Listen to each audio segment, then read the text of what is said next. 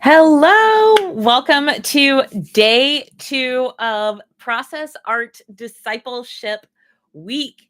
We are getting together live here on YouTube every day this week to talk about how to nurture our children's faith using process art.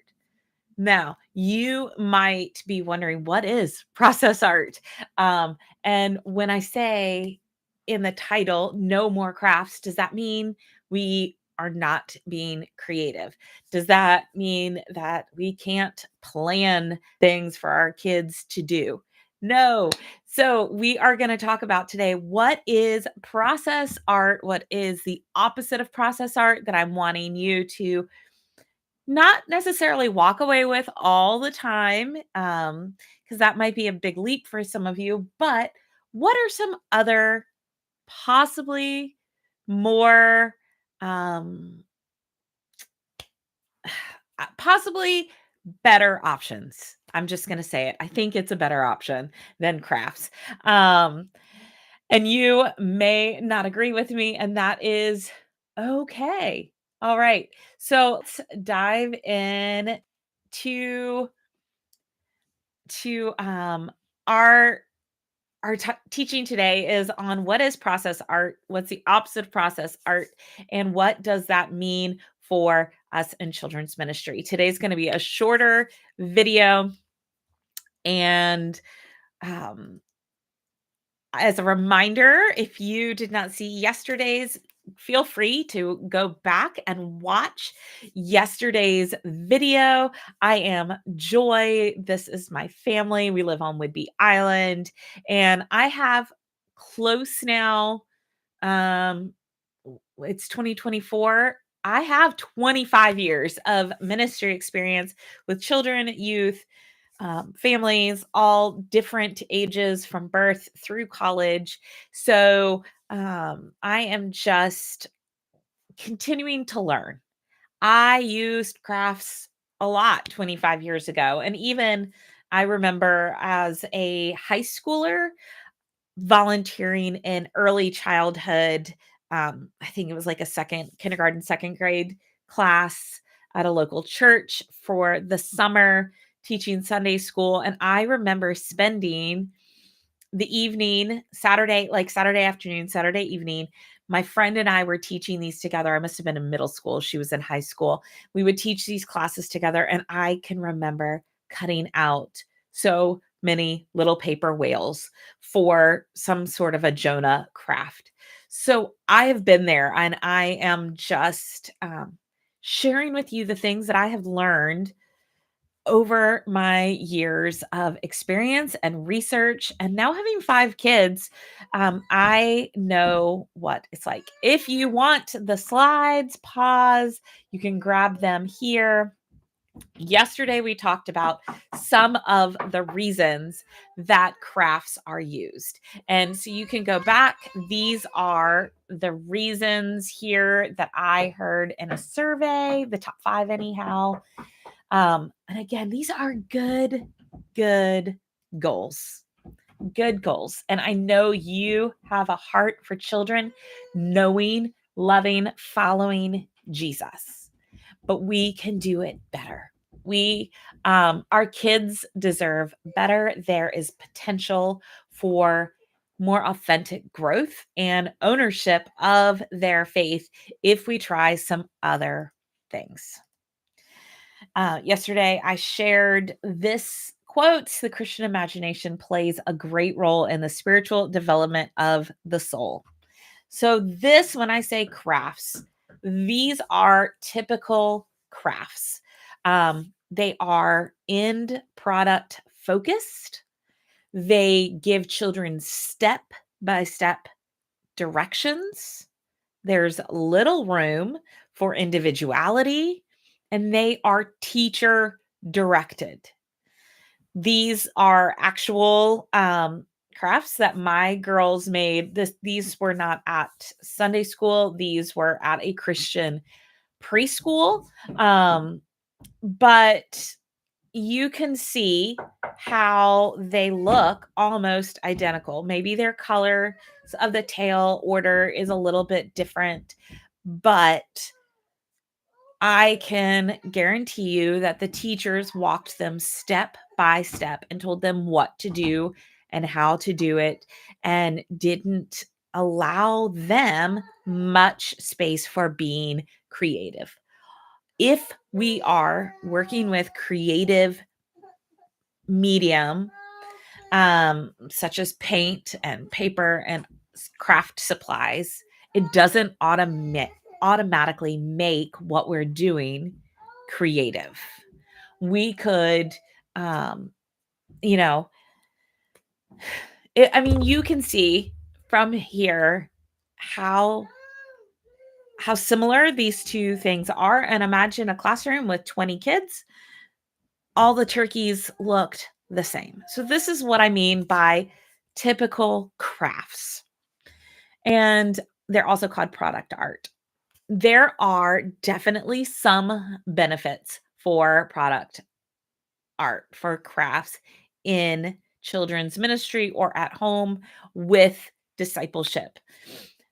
They can sometimes help our kids with learning the basic facts of a story. But I want to challenge you. Is that enough for our kids to know the basic facts of the story? Um, it can be a retelling story prop. If your kids want to go back and retell the story, play the story, and use it as props, that's great. Then it becomes a playful tool. But then that is in the retelling, not in the creating of the product art, the craft itself. Crafts make it easy for parents to tell what the lesson was most of the time, not always, and possibly could help elicit some ongoing conversation through the day or the week. It does provide conversation time. Granted, you're not giving step by step directions. They can be giftable, which on Mother's Day, Father's Day, Grandparents' Day, whatever, um, can be special for kids to give gifts. And parents and grandparents do often love those kind of gifts. And here's the biggest benefit is they are easy to find and plan. You can, well, they're often in curriculum. If you buy curriculum, there's often crafts included there. Or it is very easy to go to Google and to type in Jonah craft and get a plethora of even some printable crafts, things you just print out and share.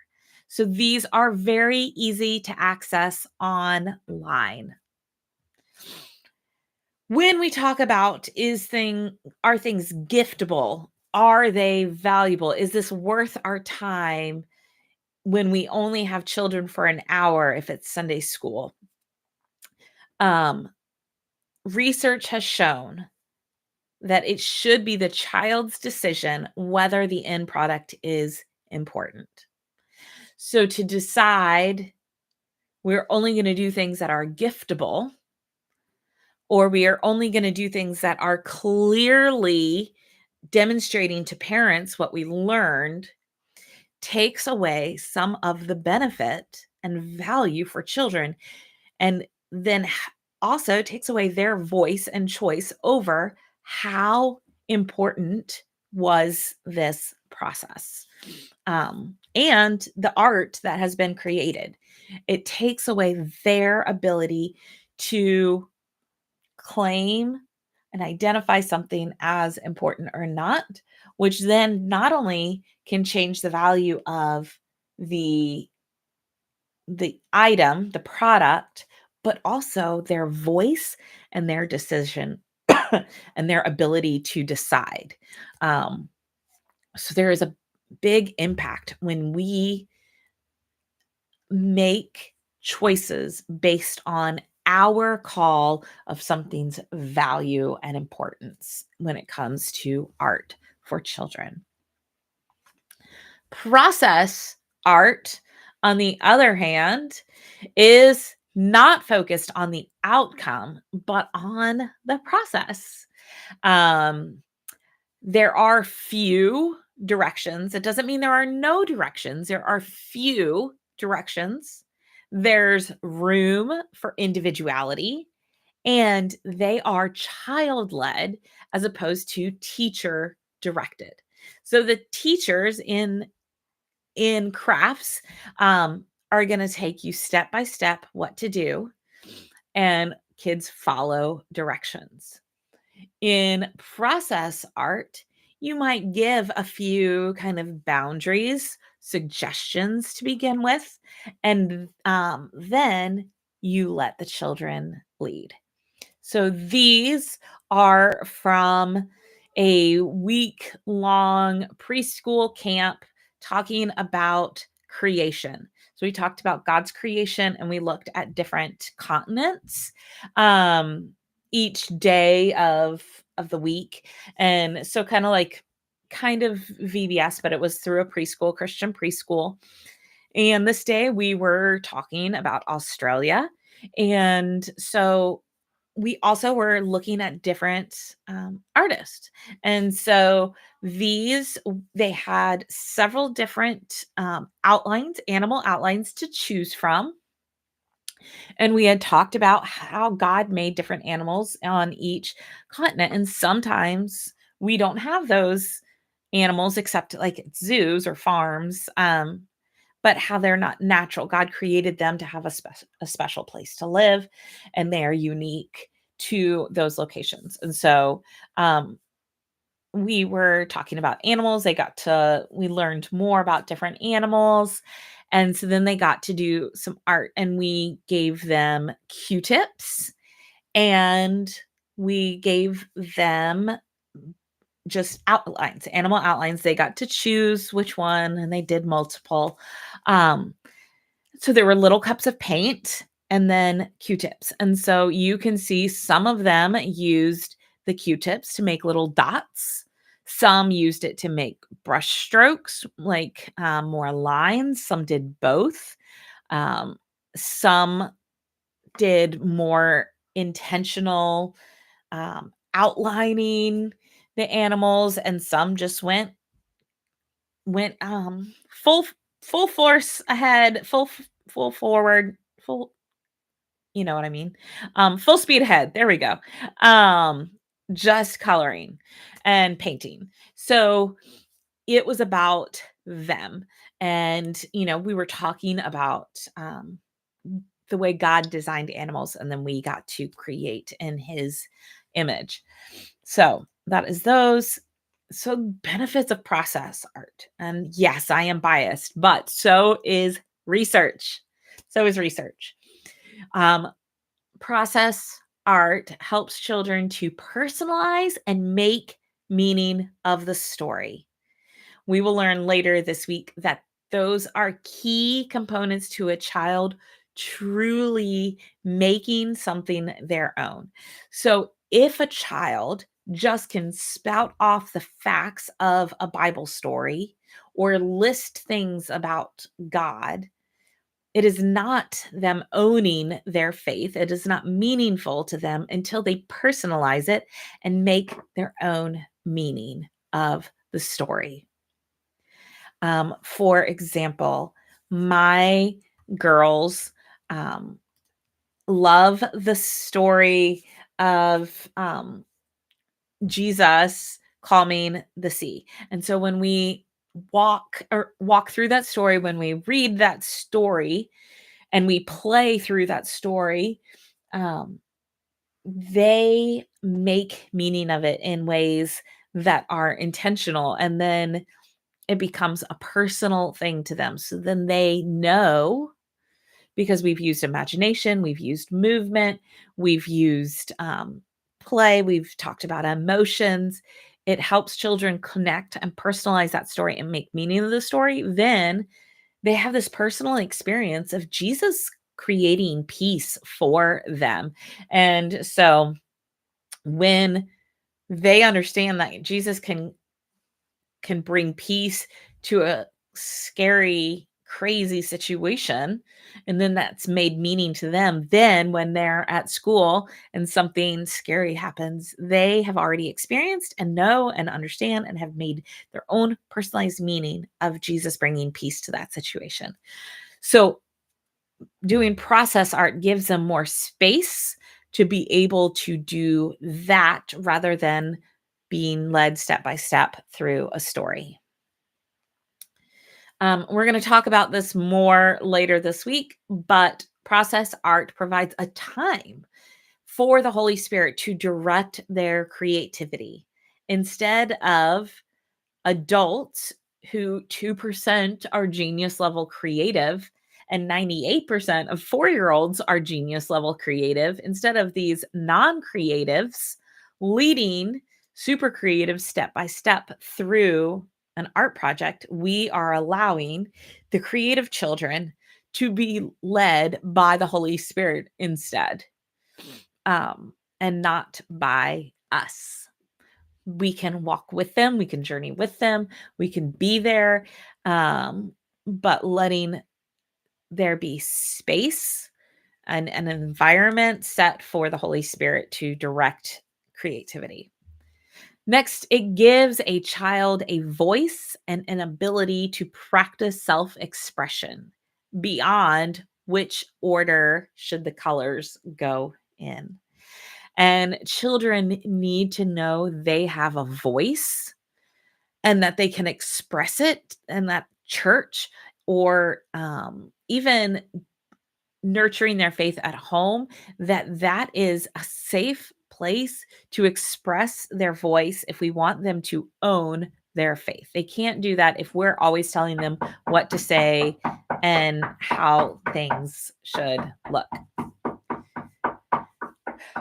Next, process art builds executive function skills. Executive function skills, if you're not aware, are things like self-control, decision-making, planning, organizing.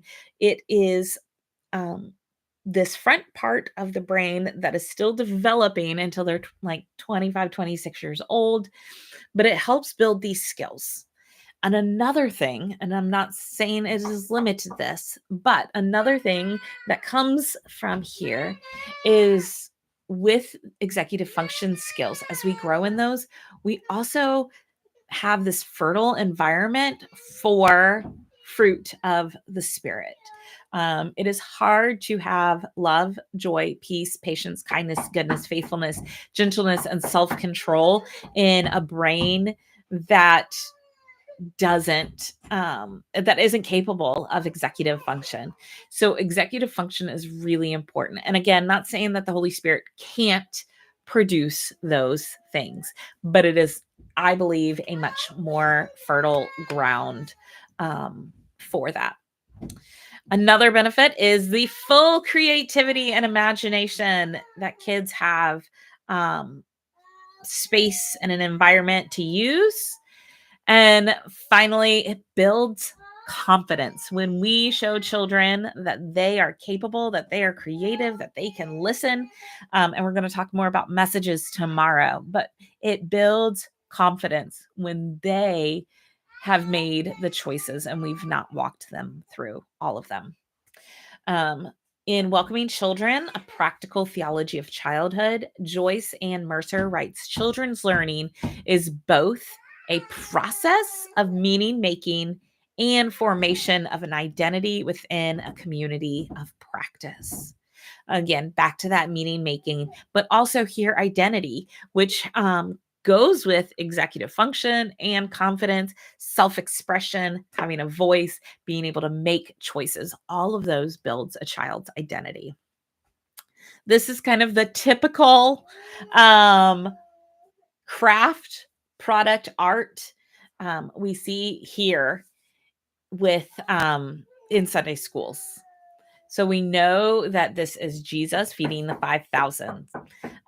When we provide crafts like this, we are telling children what to think about the story.